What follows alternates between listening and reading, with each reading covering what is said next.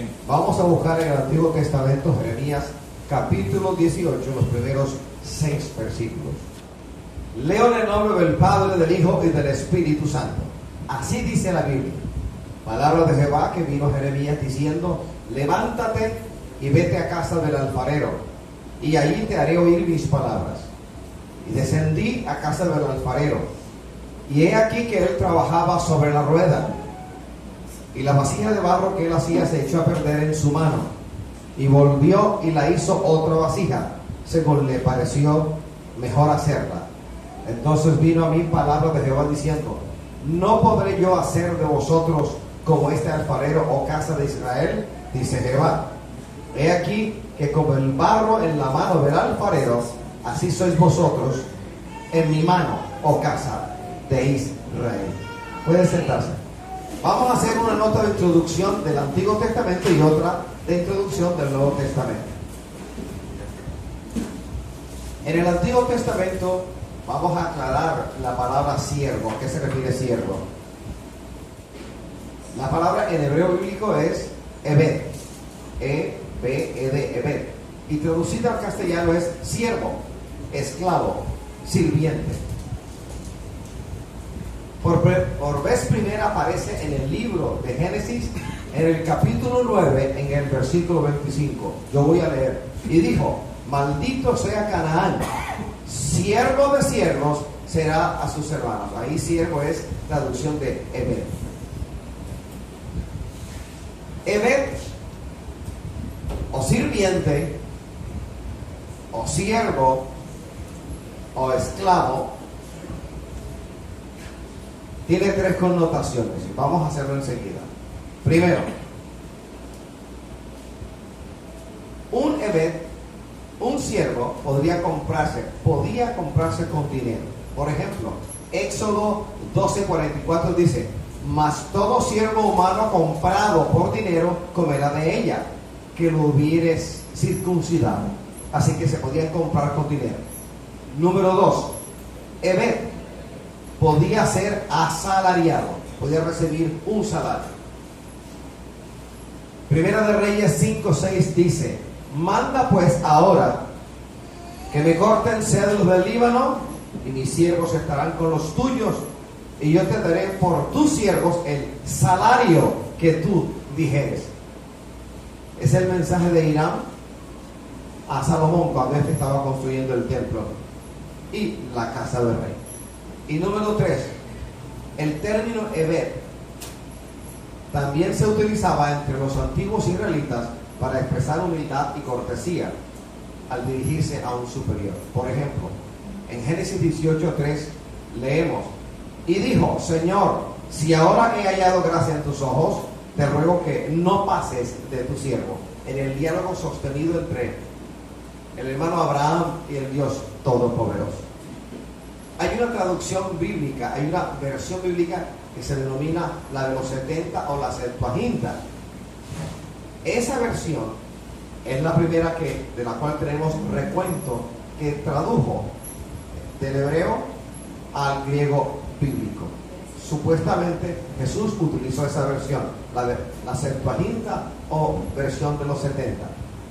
La Septuaginta traduce la palabra abad como servir, esclavizar, cultivar o trabajar. El sustantivo Ebed se deriva de abad, que es el verbo correspondiente en hebreo.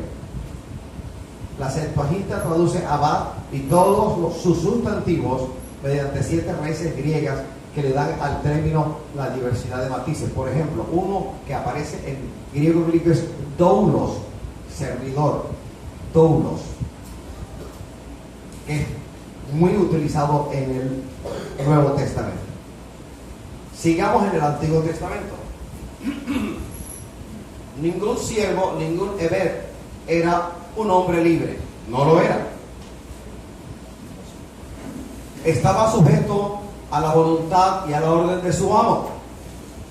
Sin embargo, entendemos por la Sagrada Escritura, Antiguo Testamento, que un siervo podía someterse a la voluntad de su amo por amor y de buena gana y de buena voluntad. Por ejemplo, Éxodo 21:5 dice: y si el siervo dijere, yo amo a mi señor, a mi mujer y a mis hijos, no saldré libre. Entonces, aquel esclavo libre que por una relación muy buena entre él y su amo tomaba la decisión de quedarse con su amo, podía hacerlo sin problema alguno, aunque tenía la voluntad de la libertad de poder irse, pero si tenía la voluntad de quedarse, era libre para hacerlo. De esta manera, el siervo podía permanecer con su amo sin que se le obligase a hacer semejante cosa. Esta ilustración describe la relación del hombre con Dios. Dios te hace una invitación.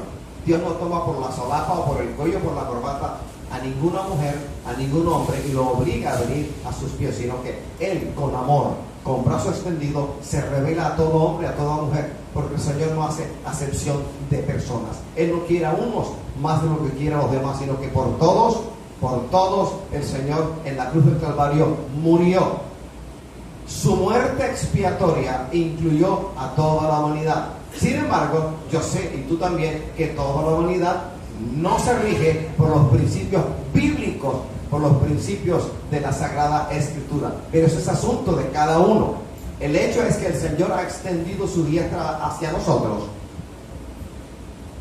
Y nosotros que éramos esclavos del pecado, el Señor nos libertó y nos trajo a una gloriosa libertad, para que en esta gloriosa libertad sirvamos de todo corazón, de buena voluntad, al que nos tomó por siervos, no mereciéndolo.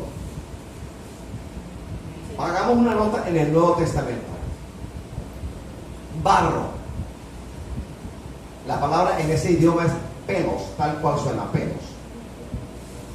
Especialmente la palabra pelos se usa a referirse al barro húmedo o mojado en la mano del alfarero.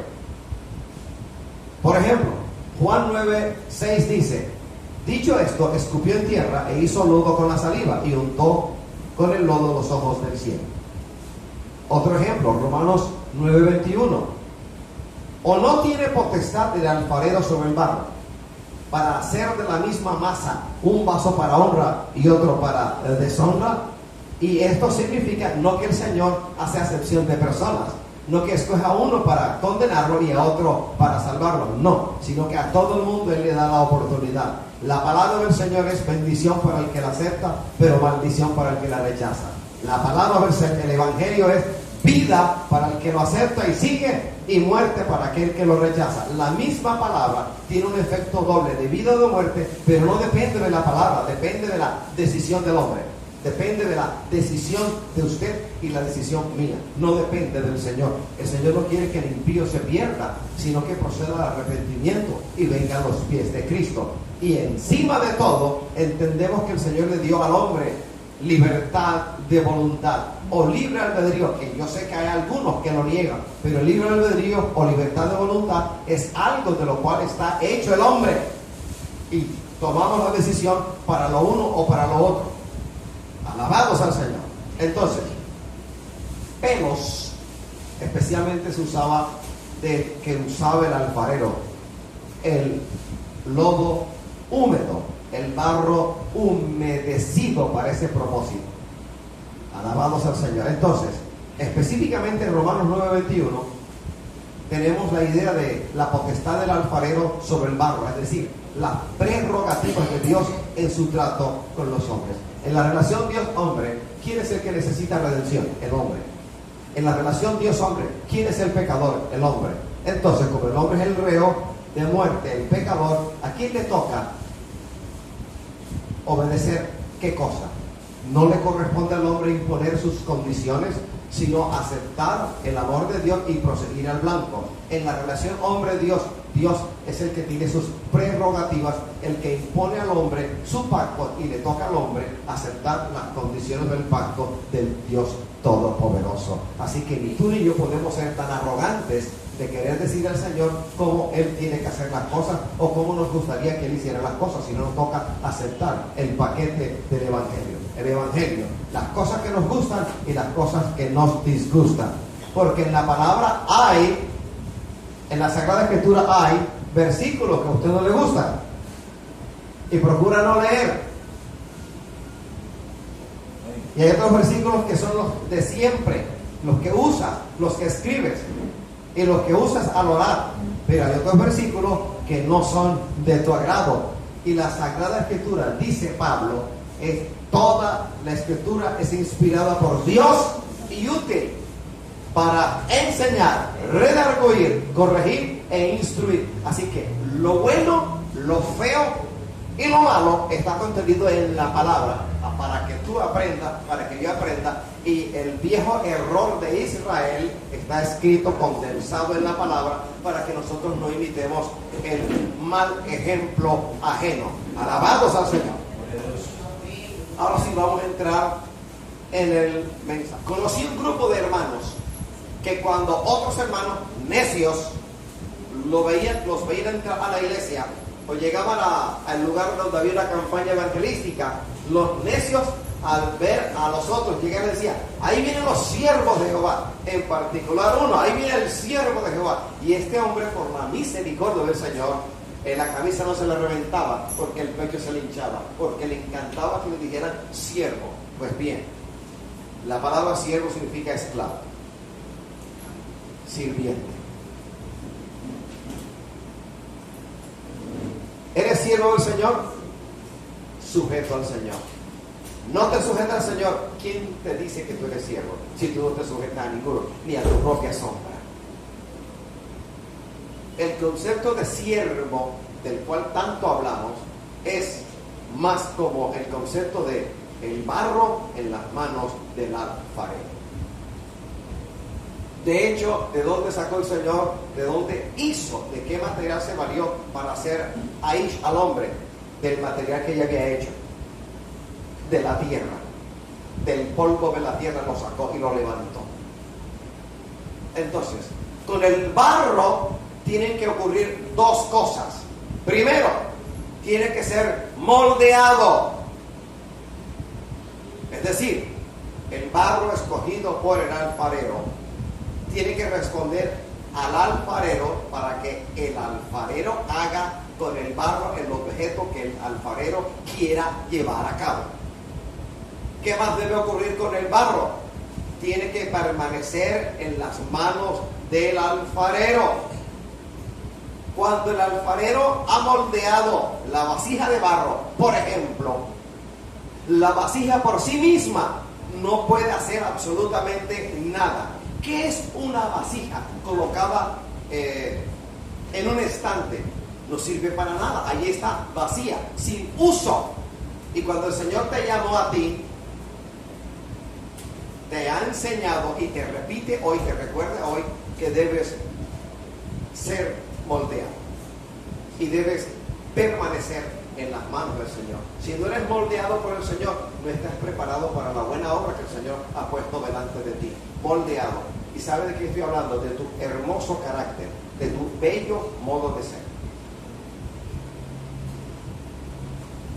de tus pensamientos, de tus ideas, de tus reacciones, de tu postura, de tu actitud, de lo que tú dices que es la verdad. Y la verdad se llama Jesucristo. Señor, ¿por qué no me utilizas? Yo veo que tú utilizas a Pedro, a Juan y a los demás. Porque usted todavía no ha dejado que el alfarero lo moldee. Y hay vasijas de barro que el alfarero ha hecho largas con una sola asa u oreja. Y esa vasija le dijo el Señor: ¿por qué me hiciste así? Hay otras vasijas redonditas, bajitas, con doble asa o doble oreja. También se han levantado contra el Señor a decirle: ¿por qué me diste dos asas o dos orejas? ¿Y por qué me hiciste así de bajito? ¿Puede el barro, el lodo húmedo en las manos del alfarero altercar con aquel que le sacó de la tierra, que lo humedeció y que le está dando una forma para un uso posterior? No, no puede. Cuando usted se acerca a Dios como su siervo, ¿cuántos son siervos del Señor? Que levanten la mano al que sienta al Señor. Amén. Amén. No le dé miedo decir siervo. Cuando usted se acerca a Dios como su siervo, el siervo del Señor, Dios, primero que todo, quiere que tú le permitas a Él moldearte, usarte como un instrumento según el deseo de Él, no el tuyo. ¿Quién pone las condiciones? ¿El barro o el alfarero? Pero eres siervo y eres sierva, porque para servicio del Señor te llamó el Señor Jesucristo. Sencillamente que hay un pequeño problema: el carácter nuestro, moldeados por el Señor. Y algunos quieren servir al Señor no moldeados. Y te podría dar un montón de ejemplos que yo he visto de gente que argumentó que estaban preparados para el Evangelio. ¿Quién dijo que solo el pastor? ¿Quién dijo que solo es el hermano Wilfrido? ¿Quién dijo que solo? Y enumeraron una lista de hermanos que en ese momento servíamos al Señor, que predicábamos la palabra. Porque para ellos el ministerio es sinónimo de estar en el púlpito, predicar y tener fama, dinero y prestigio. Pero no es sinónimo de sufrimiento. ¿Y dónde dejamos al alfarero, el que te llamó? No tenemos nada de qué gloriarnos sino en Cristo Jesús, porque somos barro. Tenemos la dicha de que el alfarero haya puesto su mirada sobre nosotros. Tenemos el gozo inefable de que el Señor nos haya tomado del polvo de la tierra y nos haya empezado a dar forma según su propósito, según su idea, no según la nuestra. Alabado sea Jesús. Entonces, si te acercas al Señor como siervo, permítele que Él te moldee. Luego de tomar tu vida, Él la va a poner donde Él quiere ponerla. Y va a hacer contigo lo que Él quiere hacer contigo. Ni más, ni menos. Sus propósitos. Hermanos, aquí ninguno tiene la capacidad de cumplir los mandamientos de Dios, excepto permaneciendo en donde Él quiere que permanezcamos. La única manera para que yo cumpla lo que Dios exige de mí es permaneciendo en sus manos, porque solo en el poder del Espíritu Santo podré cumplir lo que el Señor demanda, exige, requiere de mí. Es imposible que un hombre, cualquiera que sea su nombre, cumpla el mandamiento del Señor, cumpla la voluntad del Señor, a menos que ese hombre decida permanecer en las manos del alfarero, y que el alfarero haga con esa vasija de barro lo que quiere, no lo que tú quieres. ¿Cuánto puede hacer un siervo por sí mismo? Nada, nada. Lucas 17:10 dice: así también vosotros, cuando hayáis hecho todo lo que os ha sido ordenado, decid: siervos inútiles somos, pues lo que debíamos hacer, hicimos. Una vez escuché a alguien decir: hermano, la Biblia dice que somos siervos inútiles porque no hacemos lo que tenemos que hacer. Mentira, eso no es bíblico. Esa aseveración no corresponde a la Sagrada Escritura, no cuadra con la Biblia. Lo que la Biblia me enseña es que, haciendo justo lo que el Señor me capacita para hacer, cuando yo lo haga, tengo que decir: siervo inútil, porque el que me tomó para hacer eso fue el Señor, y el que me capacitó para llevarlo a cabo es el Señor. La gloria y honra para el Señor, y mío, como siervo, el gozo de servirle. Así que no hay lugar para el orgullo, no hay lugar para la soberbia, no hay lugar para la altivez, no hay lugar para nada de eso, porque somos tomados del polvo de la tierra. Y mira todo lo que el Señor ha hecho durante tanto tiempo con esta vasija de barro. ¡A su nombre! Entonces, ¿qué cosas debe hacer el siervo para ser usado por Dios? ¿Qué cosas debes hacer tú si quieres ser siervo usado por el Señor? Primero, ser moldeado como el barro en las manos del alfarero. Y segundo, permanecer en las manos de Dios. En el momento en el cual tú te apartas de Dios, fuera de la voluntad del Señor, estás mal. Aunque tengas dones y ministerios, no importa. Los dones no son sinónimos de salvación. 11:39 de Romanos dice Pablo: porque el llamamiento de Dios y los dones son irrevocables. Él los da, no los va a arrancar. El Señor quiere que el hombre proceda al arrepentimiento. Él no va a cambiar en su propósito con el hombre, de llamar al hombre a salvación, a redención, de reconciliarse Él con el mundo a través del ministerio de Jesucristo el Señor. ser moldeado y permanecer en las manos de Dios. Y hay muchos que no quieren permanecer en las manos de Dios. Es como ellos dicen: ¿a cuántos rebeldes han conocido ustedes que van de iglesia en iglesia como picaflor tropical, de flor en flor, de jardín en jardín, buscando lo que no se les ha perdido, porque no se sujetan ni a su propia sombra? Son tan contumaces que la pobre sombra de ellos ya peleó con ellos. Ellos van por un lado de la pobre sombra 3 leguas allá. No se sujetan a nadie. A nadie. Pero son siervos. No, yo le sirvo al Señor. Yo soy siervo del Señor. Siervo del Señor. Sin moldear, sin ser moldeado por el Señor. Siervo del Señor. No permaneciendo en las manos del maestro. No, así no se es siervo. Así no se es siervo, sino del pecado, esclavo del pecado. Entonces, el Señor es el alfarero y tú y yo somos el barro. El alfarero te usa y me usa como Él quiere y para el propósito que Él quiere. El siervo por sí mismo no puede ser valioso para el reino de los cielos, sino siendo moldeado y permaneciendo en las manos del alfarero. Él es el que hace. Él decide: voy a sacar a Wilfrido de Barú, la islita de Cartagena. Yo no me acuerdo de eso, porque mi mamá me dijo que de varios días de nacido me llevó a la plataforma continental de Cartagena. Decidió sacarme de allá y traerme a Barranquilla. Decidió meter la mano en este cutarro, es decir, en esta vida, y cambiarla con un propósito. Entonces, ¿qué puedo hacer yo? Responder a lo que el Señor me ha dicho. ¿Qué clase de predicación debe estar en mi boca? La que el Señor me ha dicho. Anoche el Señor me estaba hablando de eso. Una vez más, no cambies el mensaje. Para algo específico te he llamado yo. Cumple lo que yo te he mandado. Juan 5:19 dice: respondió entonces Jesús y les dijo: de cierto os digo, no puede el Hijo hacer nada por sí mismo, sino lo que ve hacer al Padre. Porque todo lo que el Padre hace, también lo hace el Hijo igualmente. Uno de los apelativos con que reconocemos a Jesús en la Escritura es el Hijo del Hombre. Y esa denominación, el Hijo del Hombre, se refiere al proceso de redención. Siendo Dios, dejó su posición celestial y se encarnó en el vientre de una virgen judía para que en condición de hombre, Dios hombre, poder redimirlo.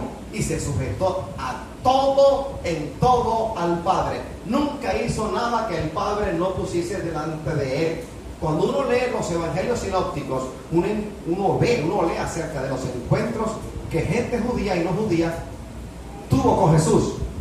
Por ejemplo, la mujer sirofenicia o Sidonia no era judía, pero acudió a Jesús. Jesús fue enviado a rescatar las ovejas perdidas de la casa de Israel. Era su misión. Él no podía hacer algo distinto, sino hacer lo que su padre le mandó a hacer. Y llegó esta mujer a pedirle misericordia por su hija. Y la respuesta del Señor, a oído de muchos, fue grosero. Fue muy grosera la respuesta, pero era la verdad. A veces no nos gusta que nos digan la verdad. ¿Qué le dijo? No es lícito tomar pan de la mesa de los hijos para hacer a los perrillos. Pero la mujer respondió: sí, así es.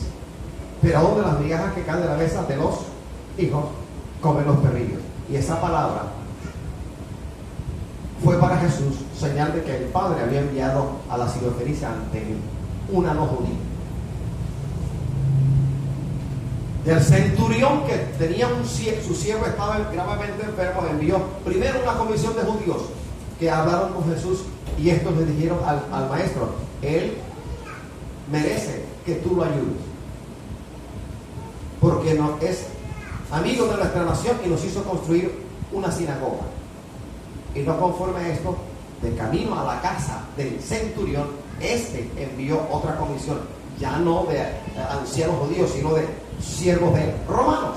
Se los envió y le dijeron las palabras que él dijo que dijera: no soy digno de que entre bajo mi techo, pero da la palabra y mi siervo será sanado. ¿Y qué dijo el Señor acerca de un no judío? Se volvió a la multitud y dijo que en todo Israel él no había hallado tanta fe.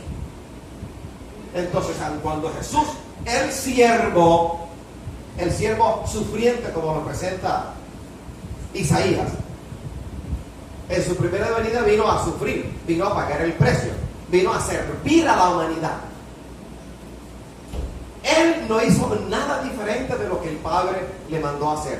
Qué ejemplo tan bueno para ti, para mí, para la iglesia en general. Hacer lo que el Señor nos manda hacer. No ir más allá de donde el Señor nos ha ordenado ir. Cuando no ha habido palabra acerca de algo en particular, pues ese algo en particular lo dejo allí, esperando la manifestación gloriosa de la voz de Dios para decirle, hazlo o no lo hagas, guiados por el Señor. El capítulo 2 de Filipenses es un cántico, es un poema del siervo sufriente. Jesús se sujetó al Padre en todo, hasta la muerte de cruz fue obediente. Es decir, Jesús permaneció en las manos del Padre eterno. Fue obediente hasta la muerte. Juan 15:5 dice, yo soy la vid, vosotros los pámpanos. El que permanece en mí y yo en él, este lleva mucho fruto, porque separados de mí, nada podéis hacer. ¿Cuántos de ustedes han visto por televisión o en vivo y en directo una vid, un viñedo? Realmente es un bejuco. Y para que no esté en el suelo, hacen unos surcos en el terreno escogido para la vid y colocan unos pequeños palos para que se vaya enredando la vid, se vaya enredando y se vaya enredando. Cuando uno ve el bejuco principal, de ahí salen otros pequeños bejucos que se llaman pámpanos. El pámpano es tierno, es un sarmiento tierno y verde de la vid. ¿Qué es un sarmiento? Un bejuquito, una ramita, un vástago de la vid que es larguito, lleno de nudos, delgadito y flexible. Cuando usted lo arranca del bejuco principal de la vid, queda sin vida porque se apartó de la fuente de vida y se seca, no puede dar fruto. Así nos compara el Señor Jesucristo en el Evangelio según San Juan, capítulo 15, versículo 5 en adelante. Nos dice que somos pámpanos. Al decirlo que somos pámpanos, significa de que apartados de él, nada podemos hacer. Separados de la vid, nada podemos hacer. No te separes. Que la terquedad tuya no sea motivo para separación del Señor. El servicio al Señor exige obediencia. Vamos al punto número 2. Volvamos a Jeremías 18, los primeros 6 versículos. La lectura original, la lectura inicial, con la cual abrimos el mensaje. ¿Qué trasfondo, qué realidad nos trae Jeremías en los primeros 6 versículos del capítulo 18? Aquí se nos dice algo, aquí tenemos una escena en la cual el profeta desciende del alto nivel o plano en que estaba el templo, una calle. Recuerde que la forma, la geografía, la topografía de Jerusalén no es como la topografía de Barranquilla. Aquí tenemos partes altas y partes muy bajas, pero normalmente es un terreno plano. En Jerusalén no es así, es una colina. El templo está en la parte de arriba y hay calles en las cuales bajar es iniciar una cuesta, una pendiente. No son como las calles, no es como la carrera 38. Servimos al profeta oyendo la voz de Dios y desciende por una calle específica, desciende desde lo alto hasta lo bajo. ¿Dónde estaba el púlpito de Jeremías? Escuche bien, el púlpito de Jeremías. Jeremías no era bienvenido en el templo. Jeremías era rechazado por la casta sacerdotal. Jeremías no era amigo de los reyes. Los reyes lo aborrecieron. El pueblo mismo no gustaba de Jeremías. Su profecía era antipopular. Así que ¿qué aprovechaba Jeremías para dar la profecía? En las fiestas solemnes, cuando el pueblo iba a entrar al templo, se colocaba a los lados del templo afuera y daba la profecía, aunque luego a través de Baruch le dio forma escrita. Así que Jeremías no era un profeta bienvenido en el pueblo. Es más, desde Anatot, un villorrio, un peladero, una villa, a 5 kilómetros más o menos de Jerusalén, sus propios familiares hicieron un complot para arrancar la vida a Jeremías. Era mal querido por los reyes, mal querido por los sacerdotes, mal querido por el pueblo y mal querido por su propia familia.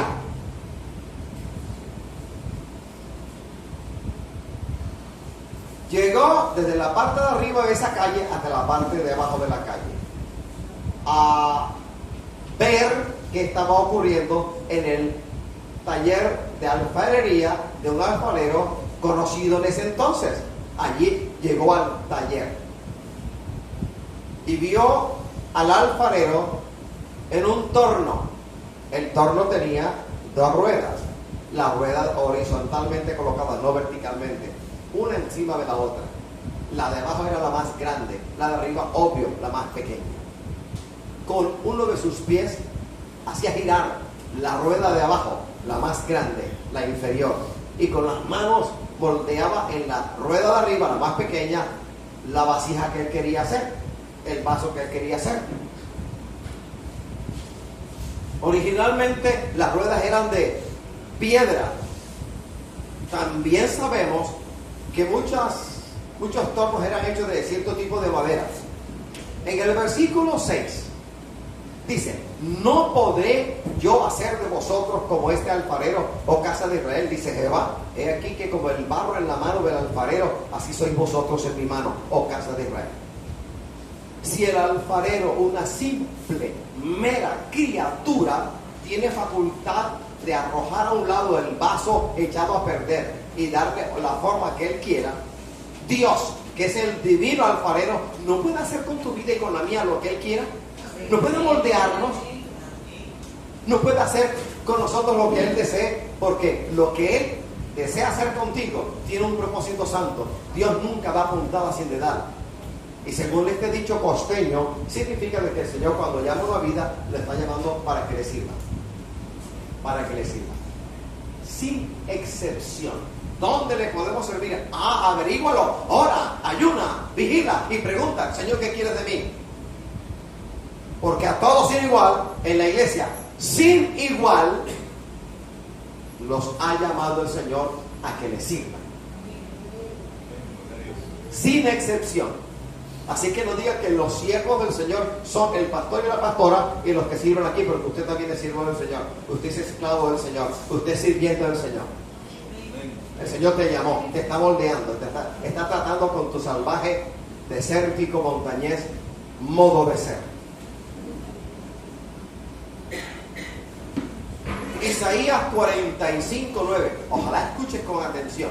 Isaías 45:9 dice: ¡ay del que pleitea con su hacedor, el tiesto con los tiestos de la tierra! Dirá el barro al que lo labra: ¿qué haces? ¿O tu obra no tienes manos? Isaías 64:8 también agrega: ahora pues, Jehová, tú eres nuestro Padre, nosotros barro y tú el que nos formaste. Así que obra de tus manos somos todos nosotros. Y cuando el Señor trata con uno, en muchas ocasiones no es fácil. ¿Qué digo yo? En multitud de ocasiones duele, no lo entendemos, hay un precio que pagar. Hay desiertos por los cuales no queremos transitar, pero el Señor aposta intencionalmente, a propósito, nos hace pasar por el desierto en el cual no queremos estar. Y situaciones tan desagradables por las cuales el Señor nos hace pasar. Pero todo es parte de estar en el torno del alfarero divino. Nos hace pasar por situaciones que son parte. Cada situación álgida, negativa, como lo decimos los seres humanos, es ver la mano del Señor puesta sobre el vaso de barro que somos nosotros y moldeándonos, arrancando lo que no sirve. ¿A cuántos el Señor no le ha dado una forma y luego ha cogido y ha dicho: no, así no me sirve? Entonces la arroja al piso, se revientan 1000 pedacitos, y de los pedacitos de la antigua vasija él toma y lo mezcla con el barro húmedo nuevo y empieza a hacer una masa, le da una forma diferente. No tienes que esperar a estar en un lecho de muerte hospitalizado o en UCI para arrepentirte de tu pecado y proceder a que el Señor te moldee y que tú permanezcas en la mano del Señor. Todavía hay tiempo. Hoy domingo hay tiempo de arrepentimiento. Hoy domingo hay tiempo de que tú hagas un alto en el camino y digas, Señor, yo hasta ahora he procedido como me ha dado la gana. Y eso significa caos, eso significa anarquía. Yo no me mando a mí mismo. Yo he hecho fuera el eslogan del llanero: sobre mi caballo yo y sobre yo mi sombrero. No, Señor, lo he hecho fuera. Haz conmigo lo que tú quieras.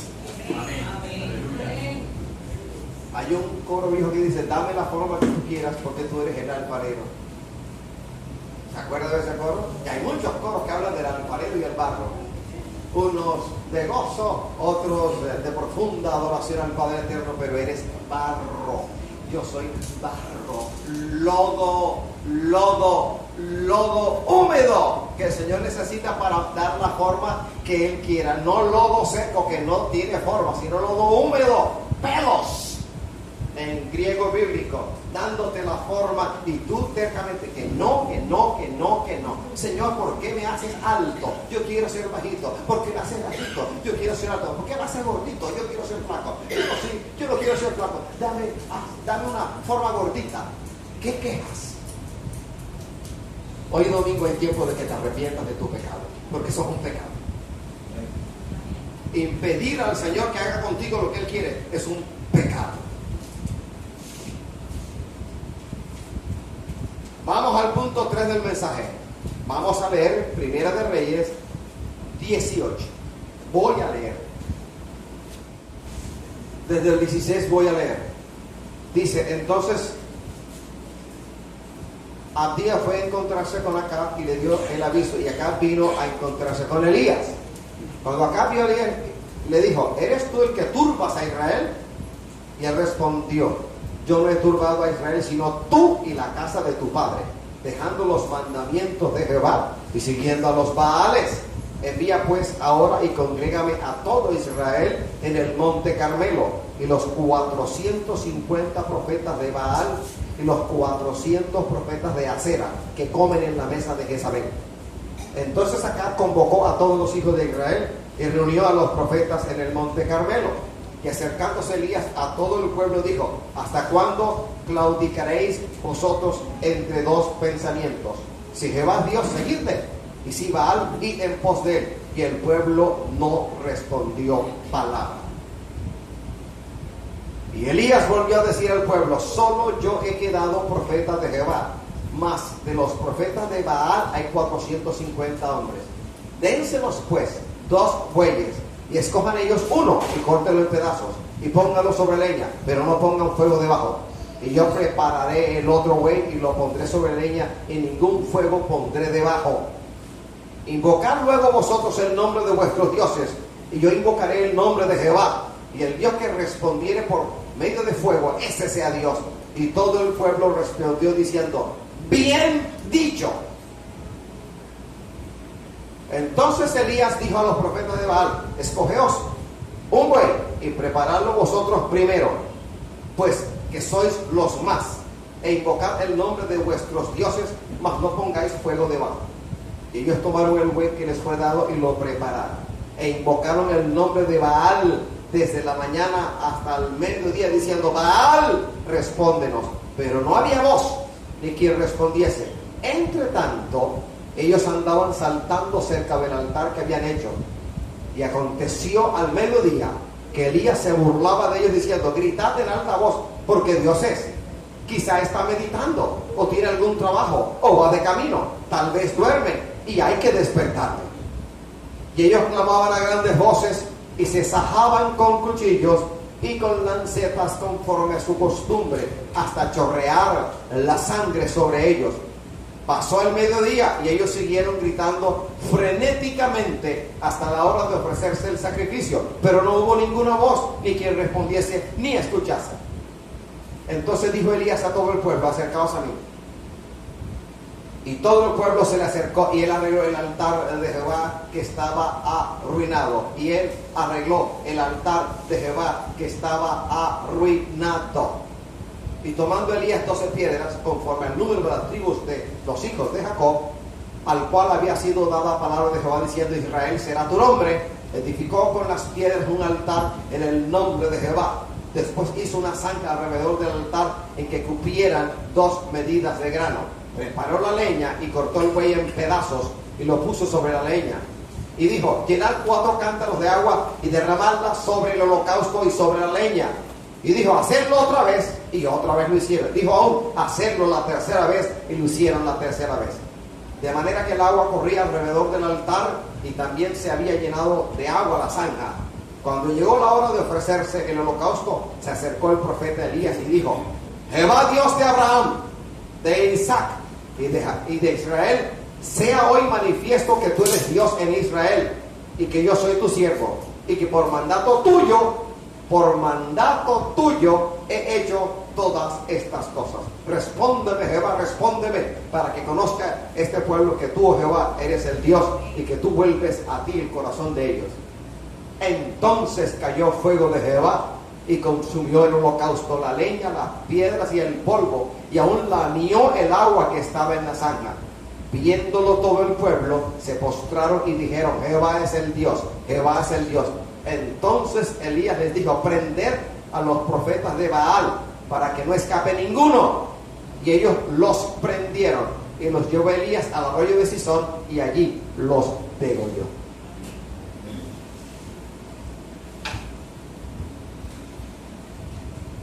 Hay algunos que quieren que haya fuego, pero el altar de ellos está derruido, está arruinado. Señor, manda fuego. Ni un mito va a venir si primero no arreglas el altar.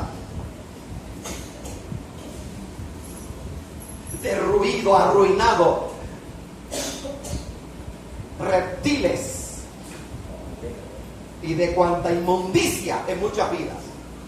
Un lenguaje soez ensucia el altar. Prácticas mundanas en la vida de un cristiano ensucian el altar, inhabilitan la oración nuestra, inhabilitan nuestra vida.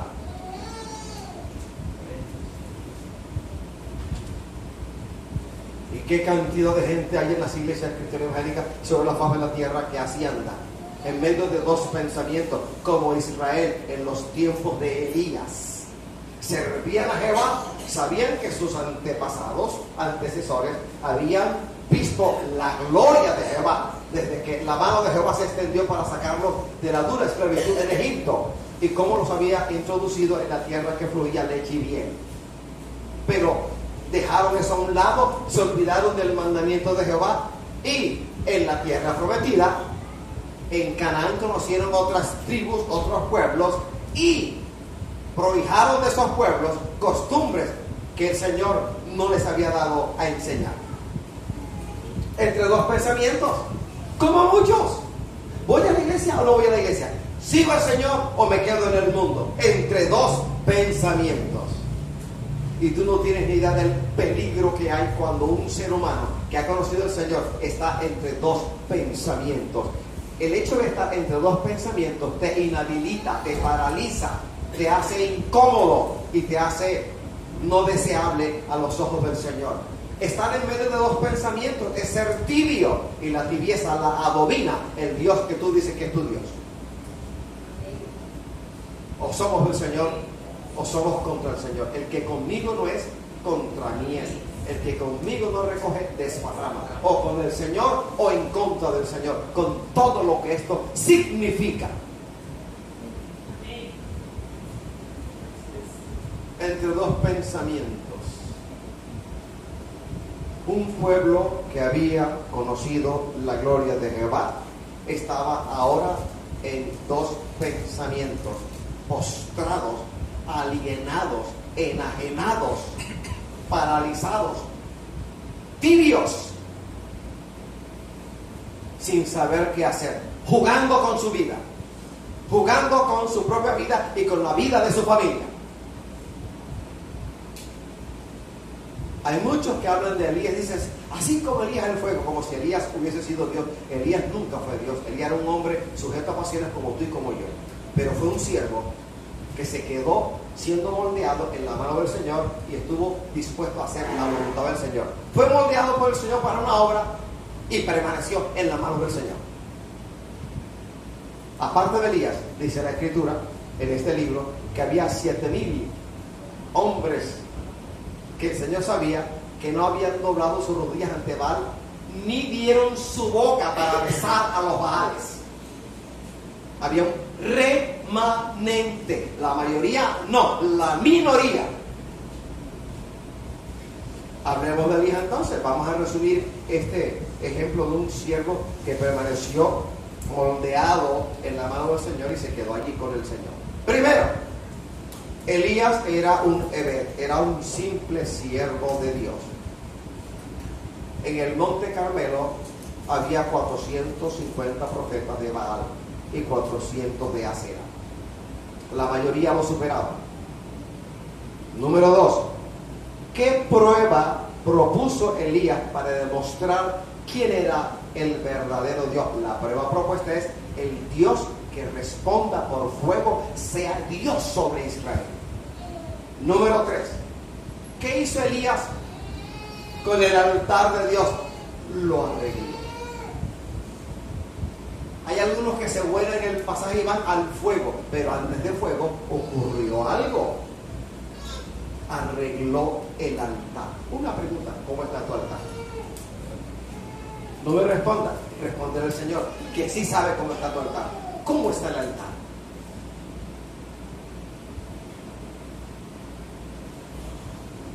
¿Cómo está nuestro altar?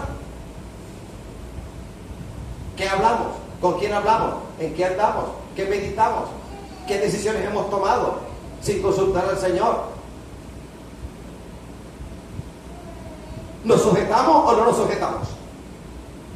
¿Tenemos en cuenta la Sagrada Escritura o no la tenemos en cuenta? ¿Nuestros propios dichos heredados de papá, mamá y quién sabe quién más? ¿O la palabra del Señor? ¿Qué es nuestra guía? ¿Quién es nuestra guía? ¿Qué nos guía? ¿El mandamiento divino, la Sagrada Escritura o nuestros propios pensamientos? ¿Quién nos ha tomado de la mano? ¿Nuestro propio modo de ser, nuestro propio ego? ¿O vamos de la mano del Maestro? El altar. Hay que arreglar el altar. Estaba derruido. Y la costumbre judía antigua, israelita antigua, era tomar 12 piedras, juntarlas, levantar una sobre otra, 12 piedras conforme al número de tribus de Israel, y allí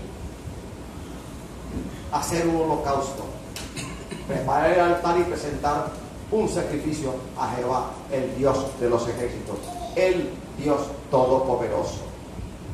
Ya esa costumbre había caído a tierra. Estaba derruido el altar en Israel. ¿Y qué tuvo que hacer un hombre como este, Elías? Coger 12 piedras y levantar el altar. Arregló el altar. Si tú quieres ver gloria y fuego, aquellos que piden fuego, fuego, fuego, arregla el altar primero. Arregla los asuntos de tu vida. Arréglalo.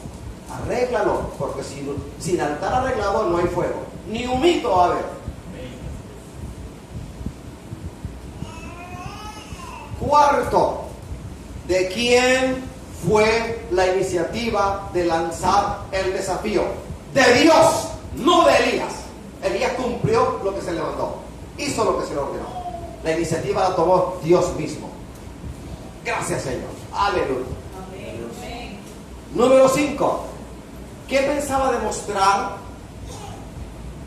Que Jehová era el único y verdadero Dios sobre Israel. Sexto, ¿cómo respondió el pueblo?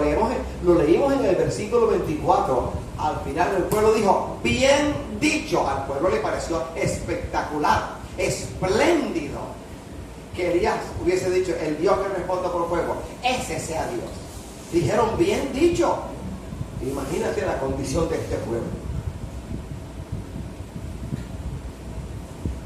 Y estamos hablando de Israel, no de pueblos mesopotámicos, antediluvianos, no de los amoritas, no de los semitas, no de gente del desierto, no de egipcios, asirios, sirios, persas, medos, no, estamos hablando de Israel, el pueblo elegido por Dios. Número 7, ¿estaba Dios con la mano metida en este asunto? Amén, sí tenía la mano metida en el asunto. A veces hay hermanos que llegan a uno en consejería, o a veces no llegan a uno, y uno los contempla y los ve. Y el Espíritu Santo revela por qué están pasando ciertas cosas y para qué está el Señor permitiendo que ocurran ciertas cosas. Y vemos la mano del Señor metida en el asunto, y hay cosas que el Señor va a hacer, y ninguna oración va a detener ese propósito de Dios en esas vidas. Entonces, ¿qué le toca hacer uno? Orar por la hermana, orar por el hermano, y decir de manera privada, no delante de la hermana, para que no se ofenda, para que no diga que uno ore en contra de ella. Decir: Señor, en privado: Señor, cumple tu palabra, cumple tu voluntad, hágase tu voluntad en mi hermana y en mi hermano. Haz tu voluntad.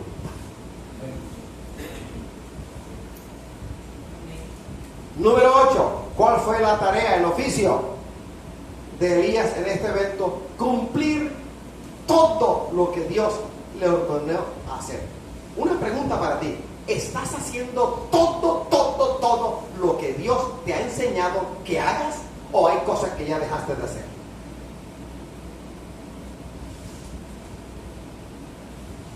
Pero somos siervos.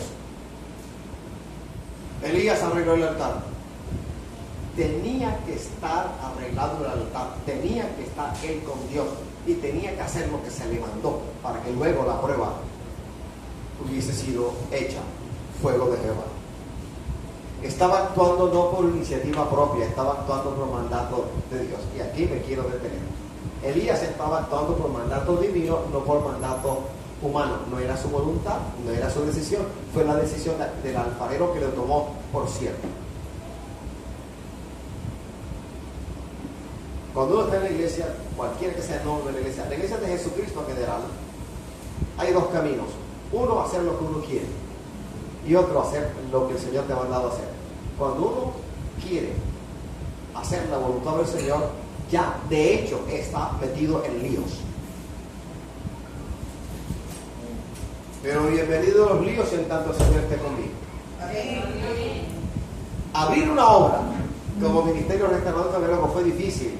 Casi le cuesta la vida a la pastora, y a mí casi me cuesta la vida, porque hubo hasta pistolas delante de mí para matarme, para arrancarme la vida. Hubo muerte, hubo espíritu de enfermedad enviado desde el infierno, como el Espíritu Santo un sábado a las 7 de la noche me decía: un espíritu fue enviado contra ti para sepultarte, y yo lo impedí. ¿Qué no nos ha ocurrido? Pero aquí estamos, en victoria. Yo sé que en la obra del Señor hay cobardes, pero los cobardes, dice el capítulo último de Apocalipsis, no entrarán en el reino de los cielos. Cobardes. Hay que van a decir: mis amistades, mi esposo, si mi esposa no fuera cristiana evangélica y se opusiese a la obra del Señor, yo lo mandaría al desierto, porque como ella y yo no fuimos paridos juntos, yo sé que la salvación no es colectiva. Si ella no quisiera seguir al Señor, yo lo haría solo. Primero el Señor, segundo el Señor, y tercero el Señor. No podemos tener ídolos en la casa. No podemos tener ídolos en nuestra propia vida. Elías estaba actuando por mandato divino y no por iniciativa propia. Elías fue a donde el Señor le dijo que fuera. Fue cuando le dijo que fuera, e hizo lo que se le dijo que hiciera, ni más ni menos, no cambió. Entonces, cuando el Señor vio a este siervo dispuesto a hacer la voluntad de Él, realizó sus propósitos. ¿Quién hizo descender fuego del cielo? No fue Elías, fue Dios. Amén. Elías no tenía ningún poder para hacer descender fuego del cielo. No, sencillamente fue un siervo obediente, un ebed, obediente. Dice Santiago 5:17: Elías era hombre sujeto a pasiones semejantes a las nuestras, y oró fervientemente para que no lloviese, y no llovió sobre la tierra por 3 años y 6 meses. Elías era hombre sujeto a pasiones semejantes a las nuestras. No era extraterrestre, no era venusiano, jupiteriano, no era marciano. Era un hombre común y corriente, un humano común y corriente, con pasiones como las tuyas y como las mías. La única cosa que llama la atención es que estuvo dispuesto a ser moldeado por Dios y a hacer lo que Dios le mandó a hacer. Amén. Amén. Alabado sea el Señor. Ha habido siervos, he leído acerca de siervos, siglo XIX en los Estados Unidos, siglo XIX en Inglaterra, en Escocia, en Irlanda, y siglo XX. Sé de una familia cortica que daba la mamá cristiana evangélica desde niña y su único hijo cristiano evangélico desde niño. A ambos el Señor se les revelaba. Y un día el Señor le trajo una revelación a ella, que fue la misma que le trajo a él. Los dos sabían lo que iba a pasar. El Señor a él lo envió como misionero a Cantón, el sur de la China continental. Y ambos sabían que el día de la despedida, cuando él se embarcase en ese barco a vapor, nunca más se iban a ver en esta tierra. La mamá y el hijo sabían que ese era el último día que iban a estar juntos. Ella entendía la voluntad del Señor y estuvo dispuesta a exhortar al hijo para que hiciera la voluntad del Señor. El hijo estaba dispuesto a abandonar a su madre con tal de ir a hacer la palabra del Señor, la voluntad del Señor, y partió. Imagínate esa madre en ese puerto. Imagínate el hijo embarcándose en ese barco. La escalera se rueda y el barco empieza, y los dos mirándose, ella en tierra, él en el barco viéndose. La última vez que se vieron, él nunca más apareció, pero estuvieron dispuestos a hacer la voluntad del Señor. Amén. ¿Y qué de estos que han venido desde Norteamérica hace muchas décadas a muchas tribus en Sudamérica a hacer la obra del Señor y dejaron todo? Algunos eran médicos, otros eran abogados, otros tenían posesiones y todo lo dejaron, porque el Señor les dijo: deja todo y ve allá. En la mayoría de ellos no regresaron a su hogar, porque estuvieron dispuestos a hacer la voluntad del Señor.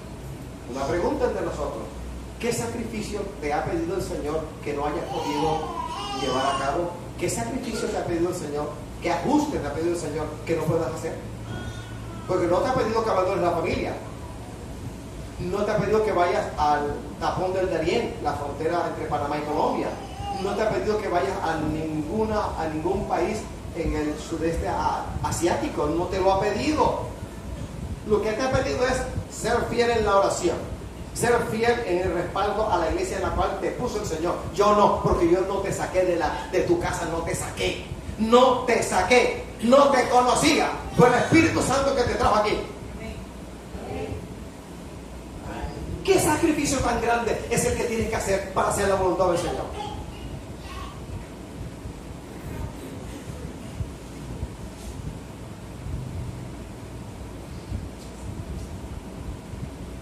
Pienso en el devocional, en la alborada de oración que tenemos aquí, de lunes a viernes, de 4 a 5. Cuando yo no vengo, no me siento para nada bien. Y las veces que vengo, he venido con un cansancio del cual usted no tiene idea. Después de un largo día de trabajo entre el Colombo americano y la Universidad del Atlántico, y luego el Colombo, de un momento en el cual el cuerpo le manda señales a uno del cansancio extremo. Pero qué cansancio, ni qué cansancio. Y qué de la gloria de Jehová. Y uno viene aquí y es renovado, tocado. Y durante el día de trabajo, el día laboral, el Señor lo sostiene a uno. La gloria del Señor, uno siente el fuego de Dios desde la planta de los pies, subiendo, y nos da la victoria. De pronto llega la noche, y ¿cómo llegó? Ni idea. Durante todo este tiempo no sé cómo lo hace el Señor, ni voy a preguntar cómo lo hace. Sí sé que Él lo lleva a cabo, sí sé que Él lo hace. Cuando uno dispone el corazón de todo corazón, de todo corazón, el corazón ahí delante del Señor. Él obra milagros, portentos, prodigios, maravillas, prodigios. No hay nada que el Señor no pueda hacer cuando encuentra un siervo o una sierva dispuestos a hacer lo que Él quiere que sus siervos hagan. ¡No hay!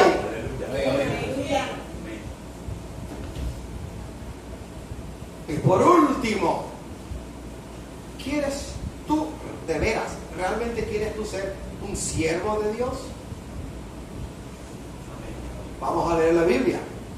Juan 12, 26 dice: si alguno me sirve, sígame.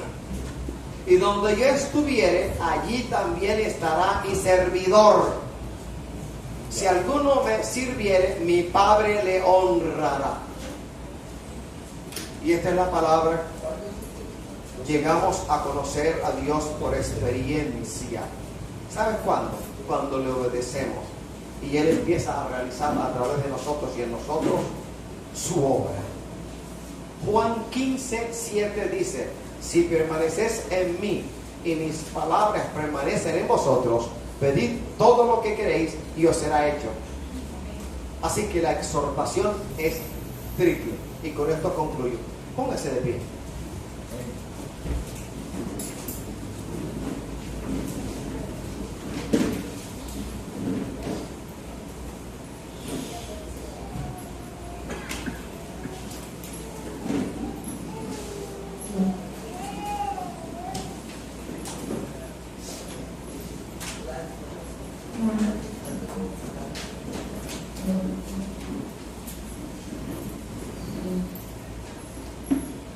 La exhortación que el Señor me da para la iglesia es esta. Primero, permanezcan en el Señor. Es decir, sean obedientes por encima de todo. Obedientes. Número 2, ser obedientes a la palabra. Conocer la palabra no es suficiente. El saber es insuficiente. Hay que obedecer sus palabras. Los demonios conocen y tiemblan. Así que el conocer no es suficiente, el saber no es suficiente. Hay que dar un paso de obediencia. Y número 3, escúchame con atención.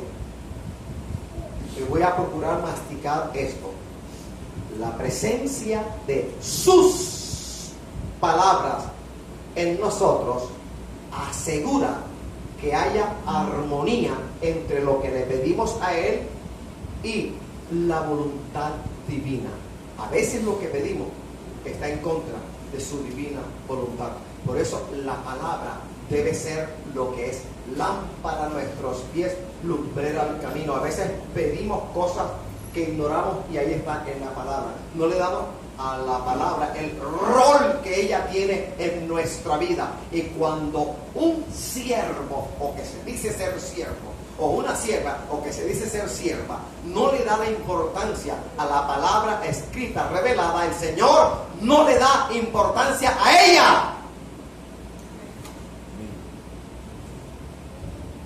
¿Quién es la palabra del Señor Jesucristo? No la tienes en cuenta y te va a tener a ti el Señor en cuenta. He aquí que recuerdo una palabra que zumba en el oído de parte del Espíritu Santo, gritada, no suavecito, no como un silbo apacible, sino gritada. No tengo compromiso con ninguno que no tenga compromiso con el reino de los cielos. Amén. Amén.